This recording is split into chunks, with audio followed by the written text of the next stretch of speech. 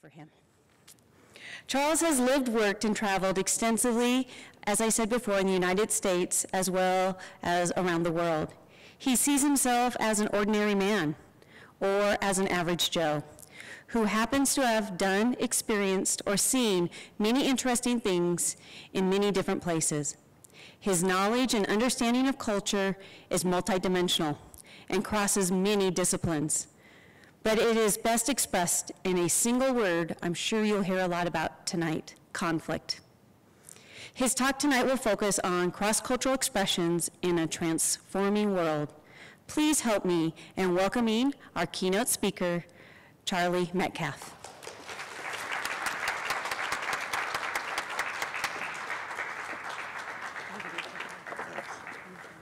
Thank you, dear. We'll continue.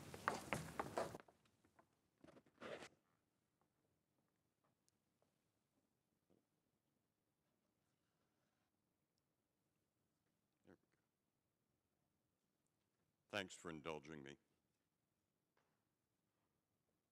Just so you know that, and this is not in the script, what I'm looking at and what I have in front of me is a picture of my wife.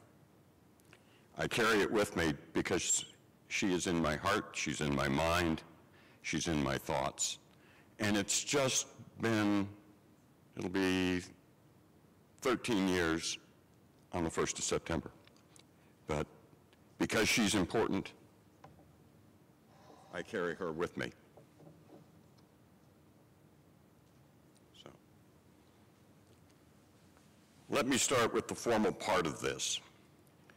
Dean Turley-Ames, Director and Chair Dr. Njuko, Ms. Simpson, Idaho State University faculty, staff, students, residents of Pocatello, those that are brave enough to come out here, in southeastern Idaho, and my friends. As Dr. Turley-Ames said, my name is Charles Metcalfe. I graduated from ISU's College of Arts and Sciences with a Bachelor of Arts degree in sociology. I received a commission in the United States Army as a second lieutenant, military intelligence branch. And where was I commissioned? The Earl Pond Student Union Building, 3rd floor. In fact, one of the rooms where I was earlier today. Anyway, I also got a Master of Arts from ISU's College of Education. I had a master's in student personnel work in higher education. I had visions at that time of being a college administrator or a college teacher, and that's what I was prepared to do. So, yeah, I know something about ISU, but that's an ISU that's 45 years old. It's not the ISU of today by any means, but we'll talk more about that in a few minutes. I always include a disclaimer because I have no affiliation with any agency or foreign power or anybody except maybe a guy called God. And I just throw that there so that you know that what I say is, it has no ties, no linkage to anybody.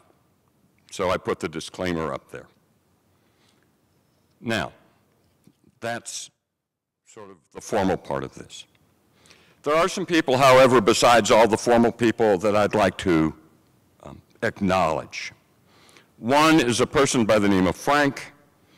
There are three men named Bill, one of whom would probably rather be called Bud. A woman that I call Honey Bunny. You've heard a little bit about her. And there's a fellow by the name of Jesus. So, without any further ado, let's talk about Frank. Well, that got out of sequence, but that's okay. I call Wyoming home. And I have not lived in Wyoming for more than 50 years, but a little town called Meeteetse claimed my heart a long time ago. And if you don't know where Meeteetse is, if you can find Cody on that map, and I don't trust this pointer well enough to, it's about half an hour from Cody. It has a population of 332 people. It has running water, it has electric lights. I mean, you know, all the amenities of home. but we also have one traffic light and 3 bars. I mean, who could figure? Anyway, that's part of what I call home. We're getting all kinds of places here. I don't know about the sequence. Maybe I got there we go. This is the picture of the man called Frank, Senator Church, the man for whom this symposium is named. That's a picture which is a very unlikely picture.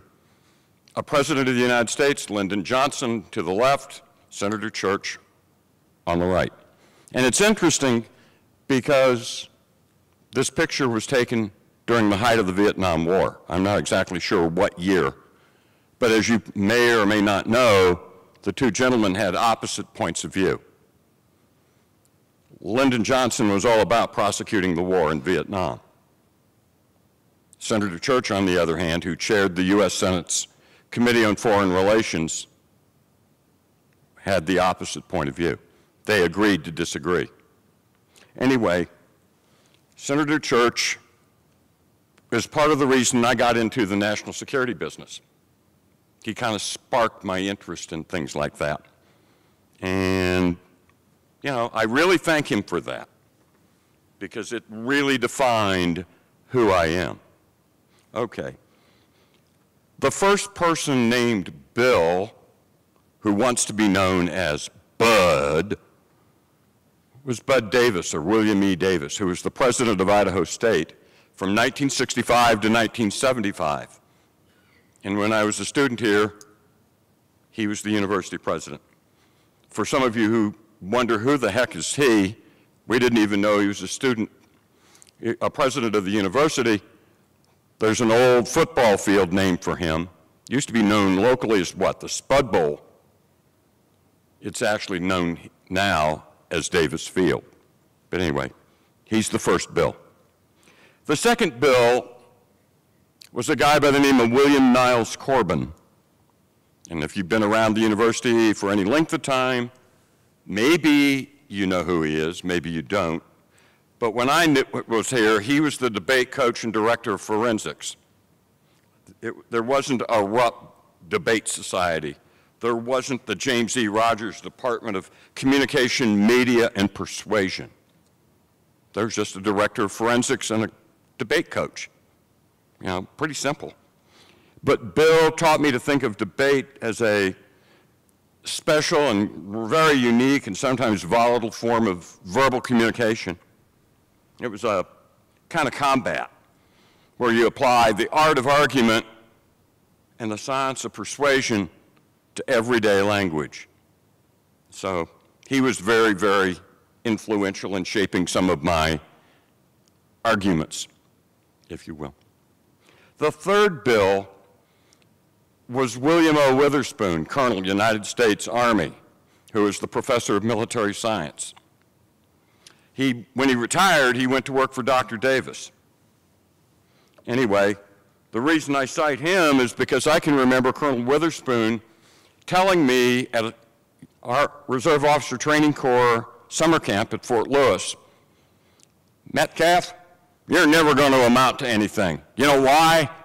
You don't finish anything. You just don't get it. Well, his words gave no meaning to Vince Lombardi's adage, a quitter never wins and a winner never quits. That's sort of part of the incentive. We've talked about Honey Bunny. That's my beautiful bride. As I said, we'll have been married 13 years in September. And as Dr. Turley-Ames indicated, she's a senior seminarian at Trinity School for Ministry, which is part of the Anglican Church of North America's education network. She'll graduate with a Master of Divinity degree. What's she going to do with it? Don't know. But she's in school in Ambridge, Pennsylvania. I keep house in Springfield, Virginia.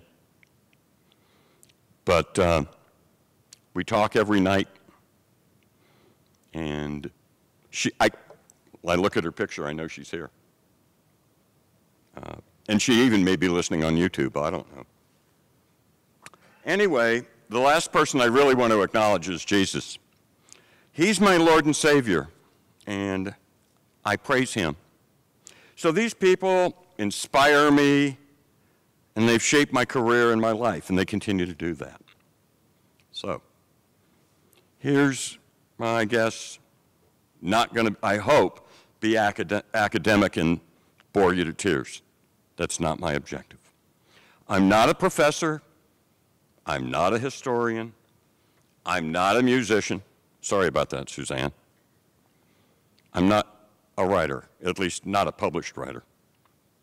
I did some of my best work in the United States Army wearing that uniform, and also working for the United States government in the Department of Defense, out of uniform. I am, or at least I like to think of myself as an average Joe. Just a guy like the person sitting next to you. Only difference is, my name is Charles, and I go by Charlie.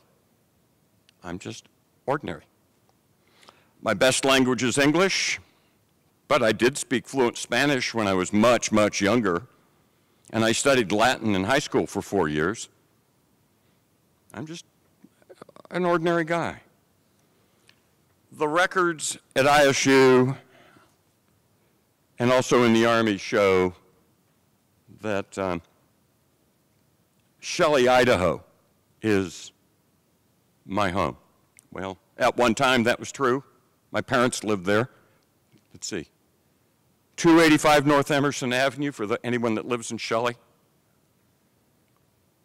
Boy, is that a stretch.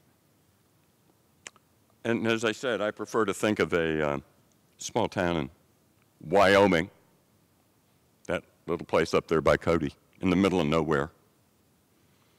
But I now live 13 miles on a straight line from the front door of the U.S. Capitol to my front door in Springfield, Virginia. That's what it looks like. No joke. That kind of traffic every day, almost 24/7. Okay. Now, I believe that serendipity and maybe divine providence brought me here. My parents, as I mentioned, moved to Idaho Falls in the late summer of 1963. My father took a job at Channel 8 Television, KIFI. He sold television advertising, and he occasionally appeared on the air. But, you know, he read the news, he gave the weather. If I remember correctly, he also hosted a college football scoreboard show. I mean, he did all kinds of interesting things. My mother worked for the Boy Scouts, Teton Peaks Boy Scout Council. Then she went to work for a new agency called the Eastern Idaho Special Services Agency. I don't know if it reaches down here, but it provides support and services for the elderly, and at one time, probably still does, provided services for the elderly not only in Idaho Falls, but in Arco, Salmon, and points in between. Like I said, I don't know if it comes this far south. Both of them have passed away. My mother, 1984. My father in 1987. My brother graduated from Idaho Falls High School. He's a retired Navy E9, and he lives outside of Orlando, Florida. Anyway, that's my family. Let's talk about me for a second. I came here in 1965, and I don't mean here meaning Idaho State. That's not what I'm saying. I came here in 1965 because I flunked out of the University of Wyoming. I had a dismal grade point average. I didn't know what to do with myself, so I showed up on my parents' front door, and they just really didn't know what to do. Anyway, a colleague of my father said, well, why don't you come home with me, or at least let's go for a drive. And he drove me to the community of Rexburg, Idaho. How many of you know where Rexburg is? I do now. So he took me to Rexburg, and he parked on the street, and we're sitting in the front seat of the car, and his name was John. John turns to me and he says, okay, Charlie, hop out. and you walk into that building straight ahead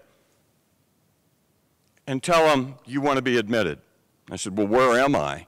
He said, just walk in there. You'll find out. You'll figure it out. So I walked in, and I walked through a door that said admissions office, and I thought, am I being admitted to something?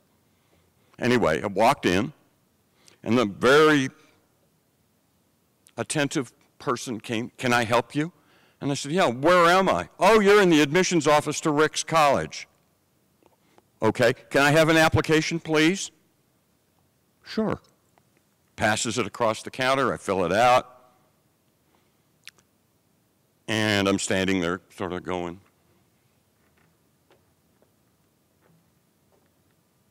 When she turns to a gentleman who I later learned was the dean of students, a man by the name of Lowell Bidoff, who also taught geology, and she says, well, what do I do, Dr. Bidoff? And he started to say something, and then I saw his expression change, and he said, admitting. I didn't have my transcripts. I had not taken the American College test. I had done nothing to prepare for admission to Ricks College. I just walked in off the street, and they took me.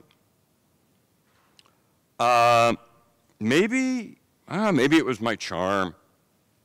Not likely. There was a measure of chutzpah, which is a sort of brassiness. And here I am in a new town, enrolled now in a new college, no money to pay tuition, and no money to pay for a place to live. So, things worked out. Segue a couple of days later, I'm registering for classes. And I remember this one very shapely young lady, blonde hair, and she's wearing a white sweater that has a Valkyrie on it. Do you all know what a Valkyrie is?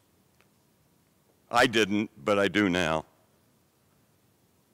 And she's turning in conversation to somebody else and says, am I going to see you at the steakhouse tonight? I must have lost my mind, but I wasn't paying attention, and I said to her, and I wasn't thinking, and I was very flippant, and I said, I like mine medium rare. Well, that's a faux pas of the highest order. I did not really respect or understand what a steakhouse was at that point. I didn't know it all. She was talking a foreign language, one that I had to learn. Anyway, I also remember going before the Ricks College Honor Council more than once because I had this nasty habit of drinking coffee on off-school debate team trips. Oh boy, I violated the word of wisdom. Didn't know it. And I was living in a new culture, and I just didn't know their expectations or their rules. But somehow I survived and made it through. My grades got better, but I knew that I didn't want to stay in Rexburg for a second year. So my modus operandi at the time, I didn't do a lot of thinking and I didn't do a lot of planning, and I knew that Idaho State was here. I knew it was close to home, it was convenient, it was inexpensive, and I wanted a good education. So I came here. I met a lot of people, had a good time, not as good as I did at Laramie, but I still had a good time. I was not a great student, not at all. I joined a national social fraternity, Sigma Phi Epsilon. If you've been around this university for any period of time, maybe you remember it, maybe you don't. It's no longer active, it's no longer here. But I remember being on the fraternities team that represented Idaho State in 2 College Bowl tournaments against teams from that school in Moscow. What do they call it? the University of Idaho. And I remember one particular, on the second year, we were behind. We needed to win the final toss-up and win the bonus question to beat those nasty vandals from Moscow. Anyway, the question was asked, and it dealt with economics and a man by the name of Thorsten Veblen, who's an economist. And he wrote a book called The Theory of the Leisure Class. Pretty esoteric stuff, but somehow I knew it, and we came from behind and we won for the second year in a row. I lived in the fraternity house. It was different. It was like culture shock because it was communal living. I really wasn't into or know much about communal living. I had to learn, that everybody has to have their space. There were different values. There were even different eating habits. There was a fire in that fraternity house, and I had to move. And I moved into Gravely Hall, first floor, north. It's right up the hall, folks, from where International Studies Program has its offices. It was a janitor's closet. I saw it today for the first time in 45 years. Amazing, it's still here. But I lived in room 120 North, Gravely Hall. Wow. Anyway, while I was here, I got involved in all kinds of things. Student, university, state, national politics. Got involved in student government. Became president of Associated Men's Students. Anyone that's been around the university, I don't even know if it's still active or even exists anymore. Anyway, my experience in student government gave me an opportunity to work with Dr. Davis. And maybe I shouldn't say this, but Dr. Davis was a doctoral student when I met him at the University of Wyoming. Anyway, I enjoyed studying and talking about foreign affairs, and I met Senator Church. In fact, I briefly worked for him as a researcher. And so Senator Church used to lend his moral support, encourage me, and he would occasionally ask me to send him a letter, not electronic letter, the kinds you put a postage stamp on. And he'd send me a note back encouraging me and wanting to know about my grades. As I said, I became a debater. I was on this stage. In fact, I used to work in this building right behind this curtain. As you walk in, you saw the sign that says the Charles E. and Diane Bilyeu Theater. There is normally a table placed in front of that door, and someone sits at it, and after hours, you have to be admitted and sign in so that you're accountable for being here, just in case there's something untoward. Anyway, one of the drama professors, a guy by the name of Alan Bloomquist, asked me if I would be interested in appearing on stage, this stage.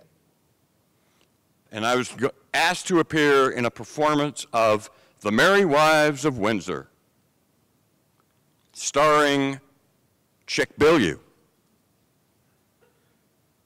Okay. I don't look good in a tutu and tights, but if that's what the professor wanted, that's what the professor got. I worked here. Anyway, I also learned about international relations by talking to the international students. I read widely.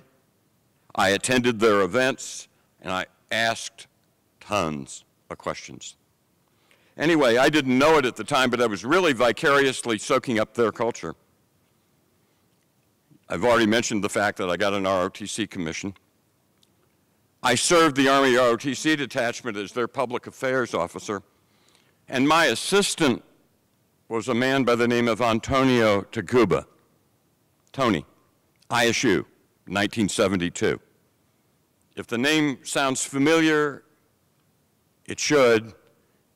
He was the Army general who wrote the first investigative report about the atrocities at Abu Ghraib prisoners, about the Abu Ghraib prison in Iraq.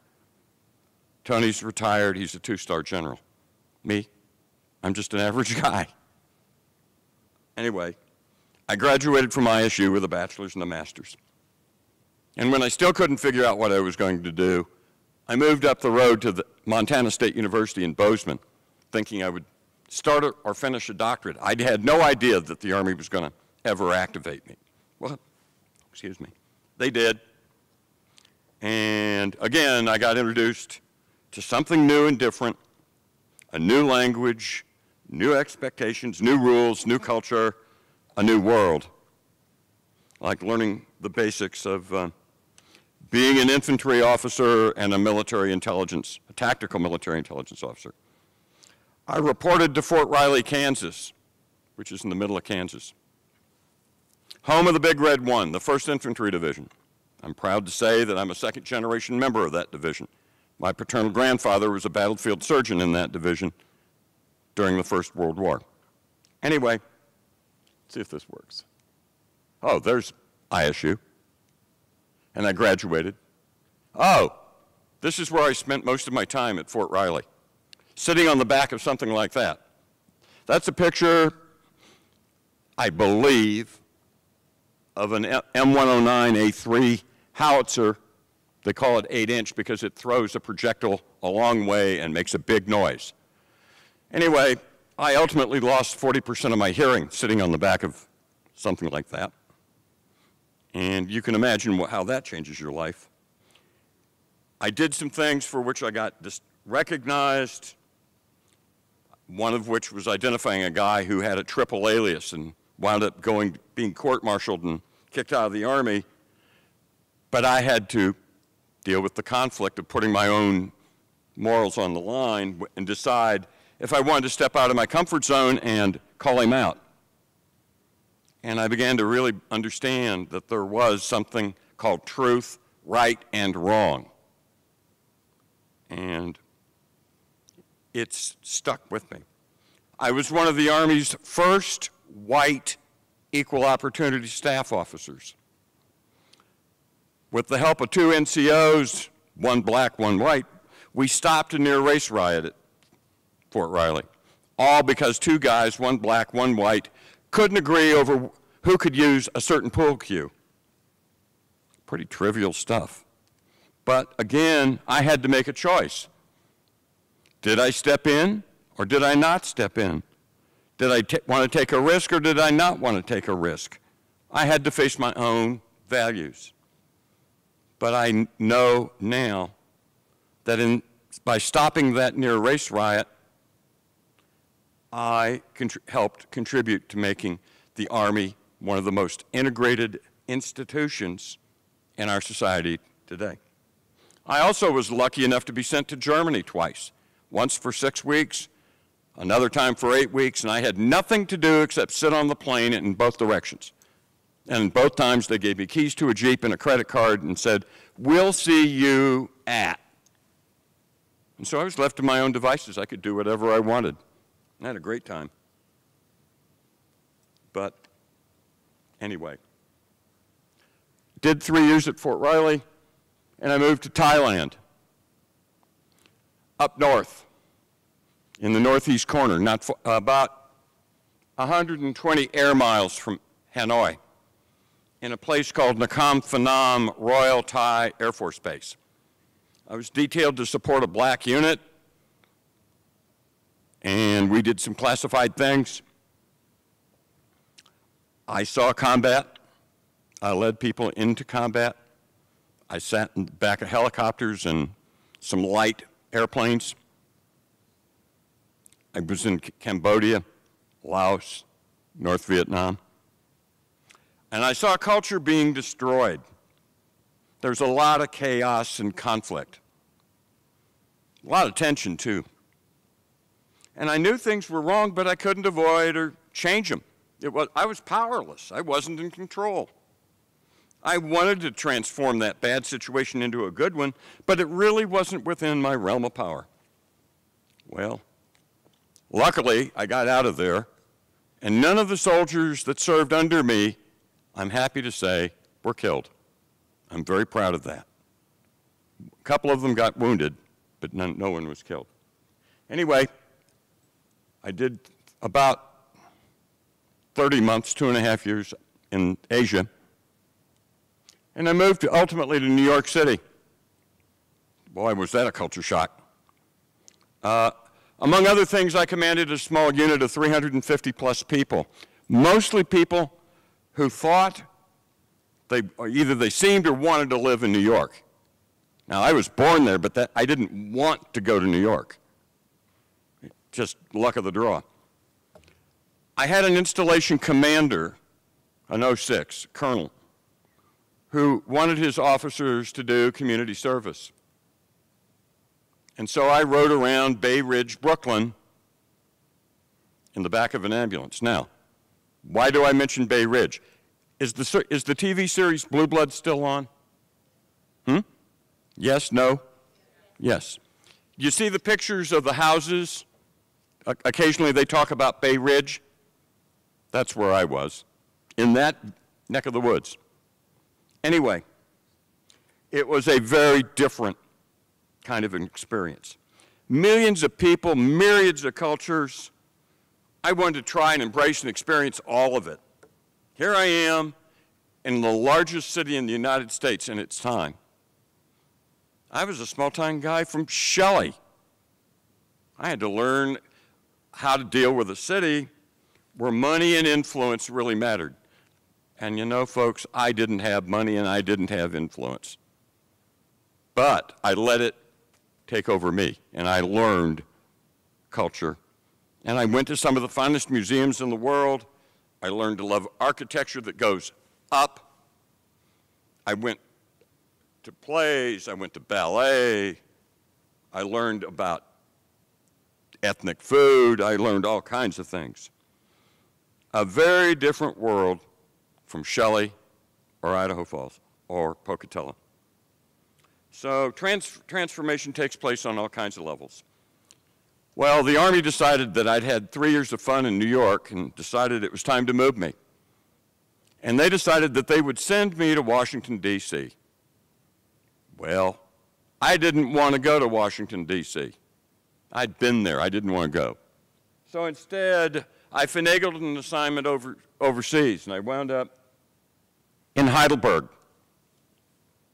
Some of you may know it if you're familiar with the operetta, The Student Prince. It's set at the University of Heidelberg. Anyway, I went there because the Army Europe had its headquarters there, and I went there. I didn't know that the base I was going to be on had been the place where the German Army had trained its horse cavalry during World War I. I just went to Germany. Anyway, my skills as a planner, as a speaker, and as a writer allowed me to work with not only senior military, but also civilian executives and their foreign counterparts. Here I am, I'm a trained intel officer. What did they do? I went to work for a 2-star general who was an engineer. I didn't speak engineer. I didn't know anything about what he expected me to do. But I learned staff work in a real hurry. I somehow eventually transferred to an Army Air Defense artillery unit that happened to run a reception center for very influential visitors, people like congressmen and senators. And I became the chief operations officer. In 1984, I got tapped on the head to plan military ceremonies and special events to support the French who celebrate the landings in DDay in a very big way. DDay was important because it liberated continental Europe from the Nazis. I helped plan ceremonies commemorating the 40th anniversary. And among the people who came to that event was a man by the name of Ronald Reagan. And if that name rings a bell, it should. He was the President of the United States. And when all was said and done with my participation in DDay, my bosses in Washington as well as in Heidelberg brought me back. I thought I was going to give an after-action report or two, maybe a briefing to some people that wanted to know the lessons learned. I was surprised and taken to the White House, and President Reagan shook my hand. I had to salute him. Shook my hand, presented me with a Meritorious Service Medal, and gave me a personal thank you note. I was a captain, United States Army, and we did it in a semi-private ceremony in the Oval Office. I'm just a small-town boy, folks. I'm standing in the office of the most powerful man in the world. Pretty humbling. I did some other things, but I can't really talk about the intelligence aspect of my career because it's classified. But anyway, I had come to Europe. I didn't know German. I learned enough to be dangerous, though. I didn't know French, but I still was able to hold conversations with people. I have an atrocious accent. I have to practice what one of my fellow speakers, she believes you can learn language set to music. I think, Suzanne, I'm going to try it. Anyway, I knew European culture, European customs, European geography, European history, but I'd only read it. Well, that changed. I decided to let go, and I really immersed myself. And I made a conscious commitment to do it. I lived off base. I'd learned enough to read and speak the languages a little bit. I met people, I made friends, and it really became home. Ultimately, I spent nearly 20 years in, not all of it. My base, let's say, was in Heidelberg. I left active duty there, rejoined the reserve, and became a civilian. As I said, Heidelberg became my base for nearly 20 years. Yes, I lived in other German cities, but I also was able, because of my jobs and the things I was asked to do, to travel extensively. I covered Europe, covered the Middle East, covered Africa. By my count, more than 92 countries. It's a lot of traveling, but I always came back to Heidelberg. Anyway, 15 years ago, this month, I came back from Europe, and I moved to Washington, D.C. I was the parent of 2 black cats, and I had 18,000 pounds, 9 tons of household goods. It's a lot of stuff. Anyway, that's my symbol for Washington, D.C. There's the Oval Office, one view of it. But one of my real shocks was 9/11. I was the senior civilian intelligence officer on duty 8 hours after the plane struck. I saw the plane fly over. I didn't see the plane strike the building. I could see the smoke. I could smell the smoke. And 8 hours, I was in the building. I was helping people trying to secure it, and I was trying to help people explain what had happened. That's just another view of what I lost dear friends that day. Anyway, as I alluded earlier, somewhere along the way, I rediscovered and reaffirmed my own faith, religious faith. Belief in the Almighty and Heavenly Father, a guy that I call God. Anyway, along the way, I met and married my honey bunny, and she'd been a fundraiser. Then she went to college, and she went to college after retiring from her career. She became an artist. She's a printmaker, and she's a painter. She dabbles in something called encaustic. It's hot wax. Anyway, and if that's not enough, she decided several years ago that she wanted to go to seminary. As I said, that's where she is tonight. But I still thought we were going to sit in our rocking chairs and relax. Wasn't to be. A year ago this month, I get a phone call from VA, Veterans Affairs. I'm a retired disabled vet. My hearing's shot. I've got other medical issues, but VA doesn't agree. Anyway, they said, hey, are you interested in vocational retraining? I'm a Vietnam-era vet. I have no educational benefits. They're expired. Well, hey, how'd you feel about being vocationally retrained? Okay, I'll be a paralegal. And when my wife heard that, she went, and sent me out to talk to her advisor at George Mason University. Her advisor at the time was a tenured member of the Department of Communication, teaching political communication. And she was also the dean of a college called New Century College, which is, at least at George Mason, where they give you college credit for your work experience as well as the classes you take. Wonderful opportunity, great program. Anyway, she sent me out to talk to Jeanette. And Jeanette made an offer. She said, hey, look, this is now October 2014. I want you on my campus, and I want you to take a master's, and I want you to take a doctorate. And oh yeah, when you finish that, we might have a job open for you as a research faculty member out here, teaching communication. So I'm now officially, and I have the student ID card to prove it, I am taking a bachelor's degree at George Mason University and will hopefully, with VA approval or not, continue my education. Now, here's the real thing. Here's the real point. I've been talking about a world in which there are lots of cultures. They're interconnected. I live and work in that world. I become part of it. That gives you an example of how I see the world. It really does mean dealing with something new and different. I tend to think that we need to look at most of those encounters as being differences, and it helps us in a couple of ways. One, if we see those cultural expressions as different, we can avoid believing that a lot of things are wrong or making negative, presumptuous judgments.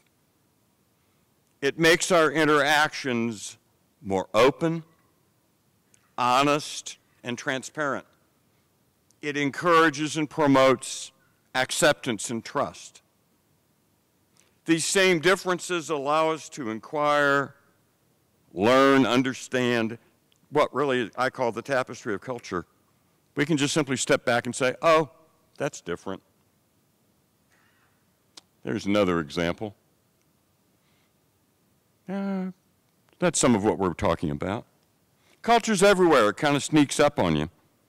If you're insensitive or you remain aloof from it, I think you're going to find that other people will think you're kind of cocky and you feel superior, and whatever you're trying to say just won't be heard. It doesn't cost anything to be warm and friendly.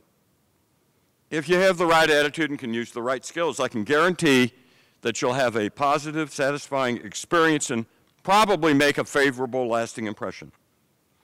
To be sure, that's even better. What we should try and do is minimize those shocks. You can expect them. We all have expectations. Try hard, very hard, to set them aside. Stop. Suspend judgment.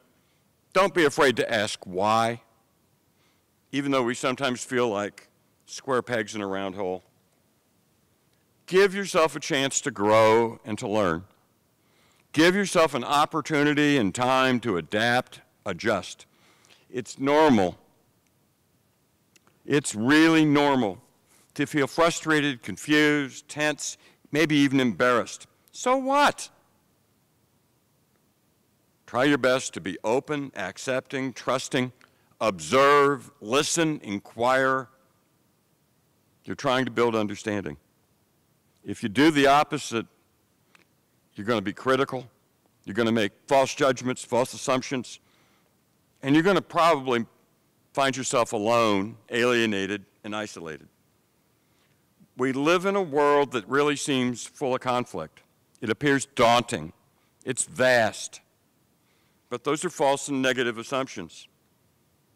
We transform the world by realizing it's new and different, that culture sneaks up on us, and you're really helping yourself by being open, accepting, and trusting.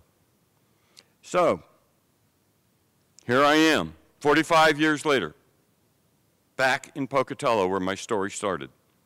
I'm still an average Joe. No, my name is Charlie. I'm an average Charlie. I come from a small town, and I attended and graduated from ISU, Idaho State University. But I'm not the same guy that I was 45 years ago. My life has been an excursion of experiences that shaped and changed me. I connect and I also cross cultures. I see the world as being transformed. And quite honestly, that's my story. And I'm going to stick to it because that's my story. And I thank you very much for giving me your attention. May God bless and keep you now and always. God bless America.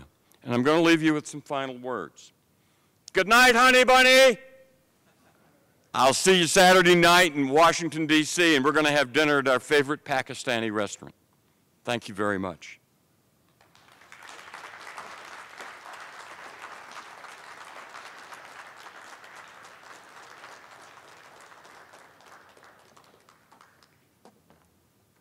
I'd be happy to take questions if you have them. And don't be bashful. There's nothing too hard.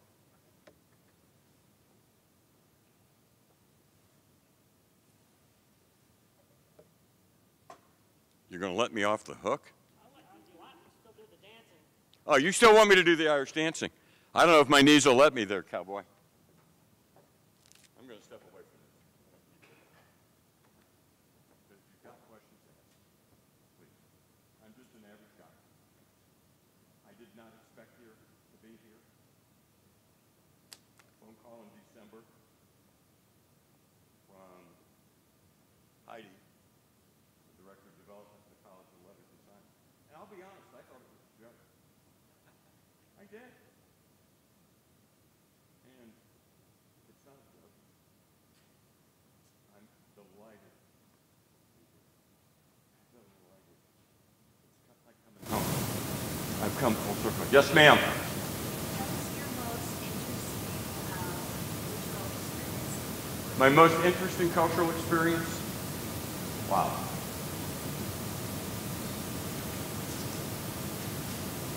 They've all been interesting, but that's a cop-out. I think was getting to see the big picture. That culture is not narrowly defined. And it is not just writing or language or music or drama or poetry. These are the influences that shape us. And if you let that happen and you're positive about it, they're all good. Does that help answer your question? Or did I dodge it? No, I think you got the essence of it. I think I got the essence of it. That's encouraging. I see some defectives. It's okay. Any other questions, please? Now that we've broken the ice, please. Who? Where? I can't hear you. Yes, ma'am. What did you find as the most interesting part of your career, various careers? To be very honest, the people and their stories. I mean, it was a thrill to plan the ceremonies for DDay in '84 and '94. But meeting people. I met World War II veterans who stormed the beaches, and to hear their stories, just awesome. Talking to some of the students on this campus in the short time I've been here, listening to them tell me their stories. It's been awesome. It's wonderful, but you have to be willing to take it in. And I'm glad I had that opportunity. I thank God for that. What else? Please. Yes, sir. Yes, ma'am. I was not legally in Vietnam. What was the experience there? How is it coming again? Highlight again? Internationally? I've been around the world 33 times, it seems like. To answer your question about Southeast Asia, I was a part of a unit that was covert. It didn't exist. We did things, we engaged the enemy in various ways. I can't really go into some of it. But I can say I was not legally stationed in Vietnam. That's part of my argument with VA. I cannot, for example, claim my combat experience because the unit that I supported, first of all, it was what they called a provisional unit, which means it was not permanent. When it inactivated, all the records associated with it were destroyed. And I have yet to find anyone with whom I served. Then you add to it that VA said, hey, wait a minute. The Vietnam War was only fought in Vietnam. That's not true. You and I both know that. The people I'm dealing with in VA are insistent that the Vietnam War was only fought in Vietnam. Then it's,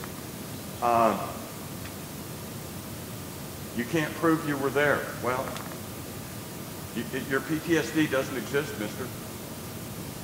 Well, there's a whole bunch of psychologists and psychiatrists that will tell you otherwise. They don't want to listen to that. So that's my story. You know, it's part of me. Did that answer? What the second part was? How Vietnam today is in the limelight again, internationally. I'm happy. I'm happy. No, I question why. Why is it back in the line? Why is it back in the light today? Interested in Vietnam. Am I still interested in Vietnam? I'd love to go. I'd like to go back. Nations that are interested in Vietnam. They're interested in it because there's money to be made there.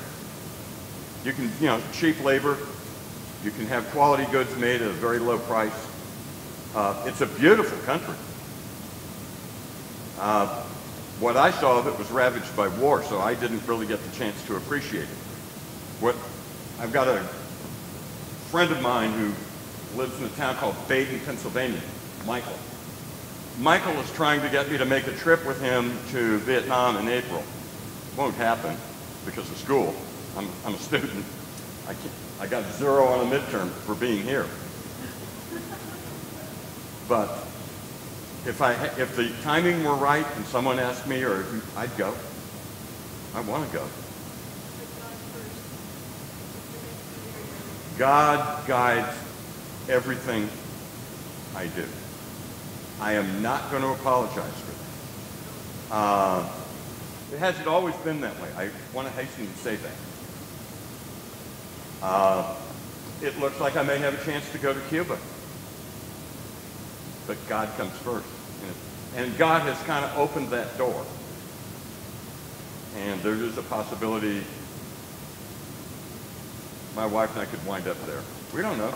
But God will lead Franny and me, Honey Bunny and me, to where he wants to be. It could be Pocatello. I don't know if I could convince her, but I'm willing to try. There was another hand I saw.